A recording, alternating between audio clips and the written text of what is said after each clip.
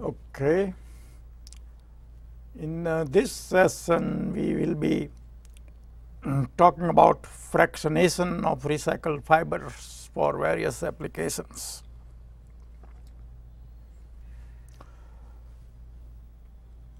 What happens to the fibers in the recycled paper once they have gone through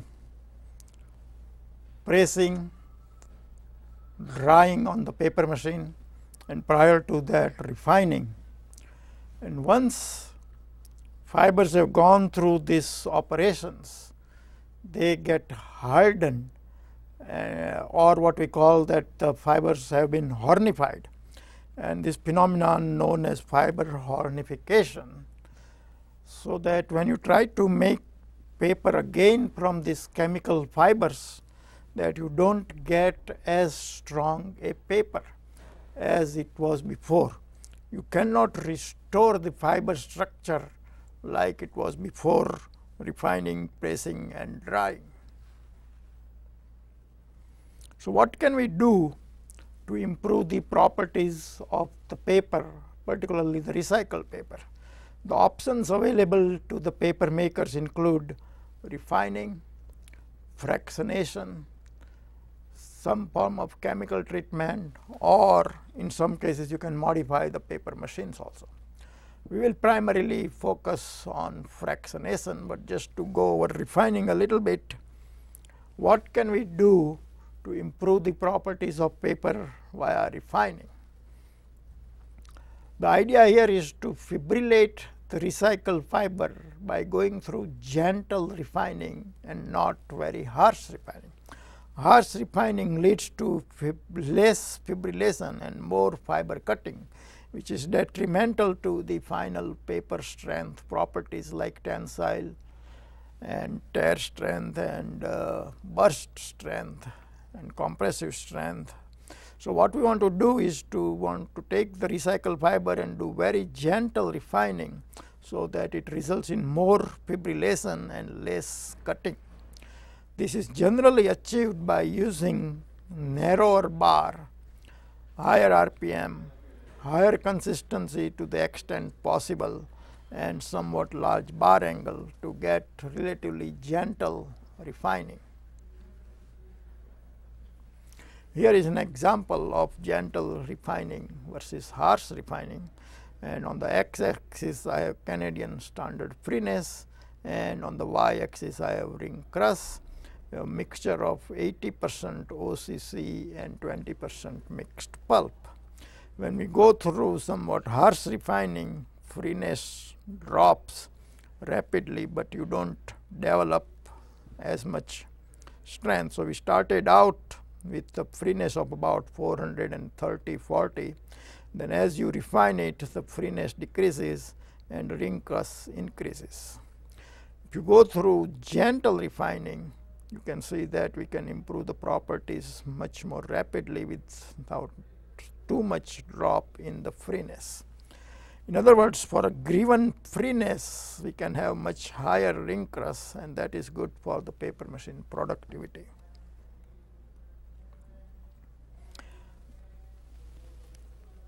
Here is an example of high consistency refining, and by high consistency we mean refining around 30% consistency as opposed to conventional low consistency refining where the consistency is between 3 to 4%.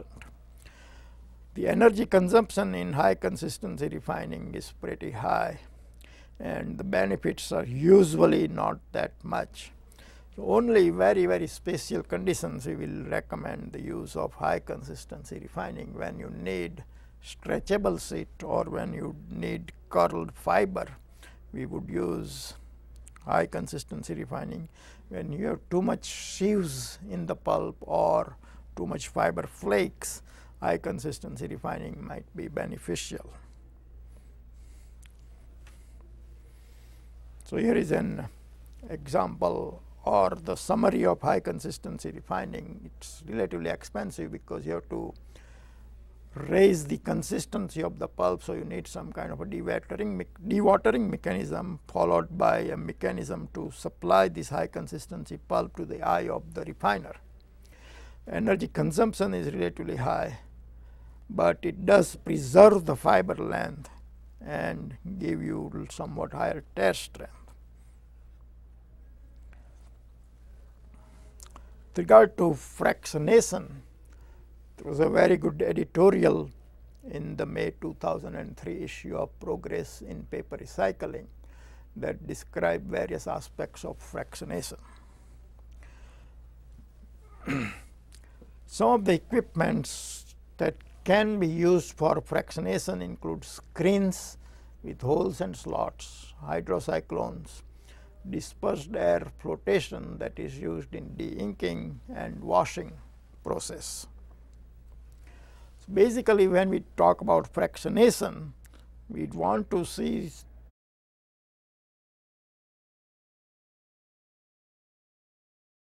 feed stream divided into two fractions, one containing relatively short fibers and other containing proportionately larger amount of long fibers. Why do we want to fractionate like that?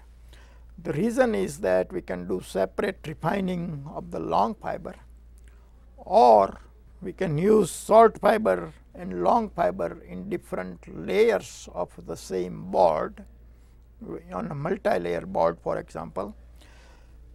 Alternatively, we can employ long fiber in a liner board and short fiber in a corrugating medium, particularly useful when both liner board and corrugating medium are on the same location. When both liner board and medium are made at the same location, then we can use long fiber in the liner board machine and short fiber on the medium machine. Finally, we would like to fractionate to remove fines and fillers that are maybe not very useful and improve the paper machine productivity that way. So here is one example of the application of fractionation, where you take a mixture of OCC and mixed paper and use the short fiber for corrugating medium and long fiber for liner board. In the case of separate refining, as opposed to refining the whole unfractionated pulp. So here we have the unfractionated pulp at 360 freeness, go through the refining process to reduce the freeness to 280. The tensile strength is 3.7 km and tear factor is about 2.8. However, if I take the same pulp and go through fractionation and only refine the long fiber, so that when I mix it with the short fiber, my freeness is same as before, 280, but now my tensile strength is 4.1 km, tear factor is 3.0, and I have used somewhat less refining energy because I am only refining a smaller stream. And that savings in energy plus improvement in strength properties could justify a use of fractionator in some cases.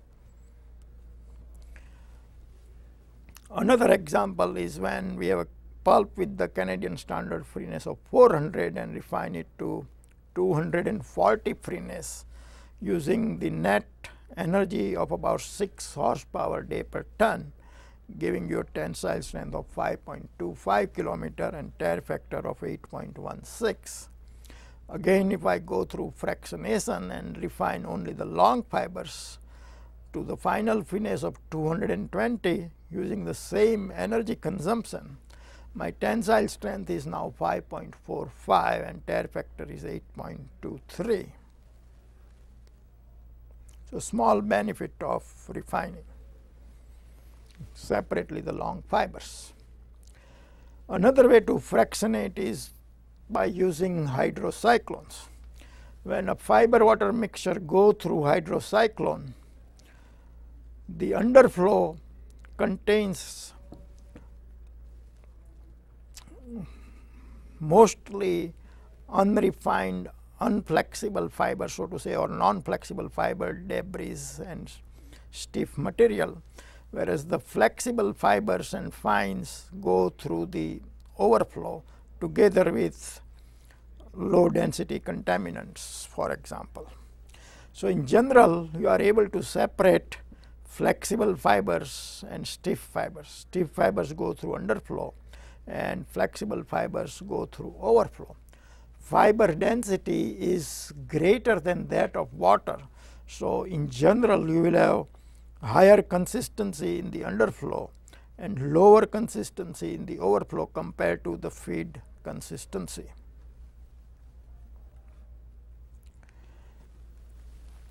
Dispersed air flotation is a good way to fractionate the pulp also. In this particular case, fines, fillers, wax and stickies are largely floated out and could be discarded or used for other purposes, and long fibers that are remained can be used for making reasonably good quality paper. So dispersed air flotation can be useful in fractionation. Should point out slight terminology here. Dispersed air flotation used in de-inking versus the dissolved air flotation used in water clarification. Separation mechanism is different in dispersed air flotation compared to dissolved air flotation. Dispersed air flotation is selective separation, whereas dissolved air flotation we want to remove all of the suspended solids from the water. Surface chemistry plays an important role in dispersed air flotation, whereas flocculation coagulation mechanism plays a role in dissolved air flotation. Bubbles are usually quite large in dispersed air flotation, but very small, about micron or thereabout, in dissolved air flotation. Fluid dynamics, we have somewhat turbulence in the dispersed air flotation cell to prevent the fibers from floating out, whereas in dissolved air flotation the conditions is relatively quiescent, so that bubbles can coagulate with the suspended solids and float out all the material. Here is an example of froth flotation used in fractionation. Your yield can be 90 to 93%, and corresponding increase in the compressive strength of the paper, tensile and compressive strength of the paper or burst strength of the paper are indicated here. Bending stiffness also increases by 22%, and macro stickies are reduced by 25% because they have been floated out. Washing can be looked upon as a fractionation because again you can remove fine fillers, wax and stickies, and long fibers are retained. Some question about the definition of fines and the usefulness of the fines.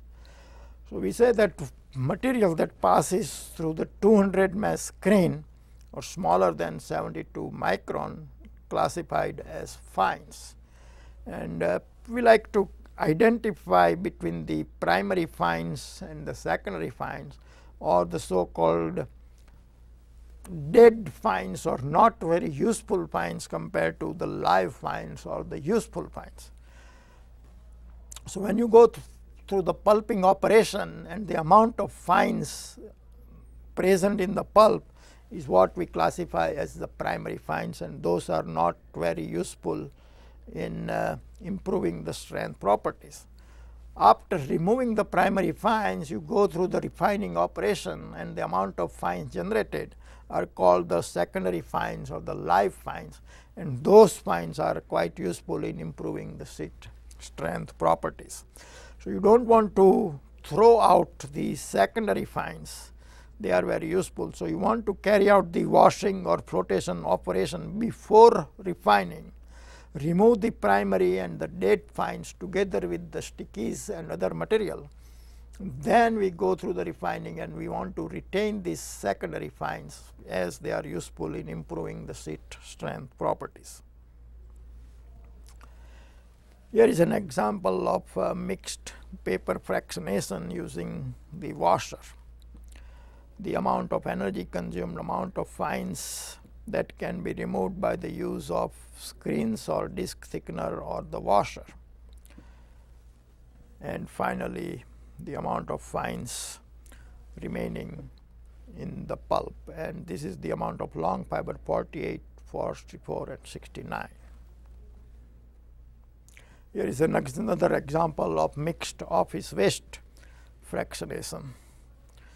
The amount of fines in the long fiber fraction can be anywhere from 3 to 5%, and the amount of fiber in the short fiber fraction can be anywhere from 7 to 21%, depending on the type of equipment used for removing the fines. If we use the screens versus the disc thickener versus the washer, we can see is the most effective in separating the fines from the long fiber fraction. Chemical treatment to improve the paper properties include enzyme treatment, alkali soaking, starch, or other methods. Enzyme can be useful in improving the strength properties, as they can consume some of the fines and convert it into glucose, for example, and long fibers can be refined and made into paper. Here is an example of the effect of enzyme treatment on unrefined pulp with the freeness of 500 milliliter. When you use refining energy of 200 kilowatt per hour per ton and refine to reduce the freeness from 500 to 400, the same pulp following the enzyme treatment using the same energy can reduce the freeness to 360 instead of 400, or use less energy, 175 kilowatt hour per ton, to go back to the same freeness as 400. In other words, we have energy savings of about 25 kilowatt hour per ton for reducing the freeness from 500 to 400. Here is an example where we use higher energy following the enzyme treatment after refining and so on. So there are various ways of using refining and enzyme treatment to achieve desired result of either energy saving or improving the paper properties. Some people have shown that alkali soaking can help in improving the paper properties. Alkali help improve, swell the fiber and make them somewhat more flexible so that they can conform to the neighboring fiber better and we can get stronger sheet. But there are a lot of other downside to alkali soaking, particularly it increases the effluent COD and BOD among other things. And lastly, some people say that paper machine modification to have an open draw can improve the stretchability of the paper, but we don't have a specific data on that. In general, several ways of including recycled paper properties include refining, fractionation, chemical treatment, and paper machine modification. And primarily by fractionation, we can improve the property by separating the long fiber and short fiber and applying refining to long fibers, and or using the two fractions into separate layer or separate paper products, linerboard and medium, for example. Thank you very much.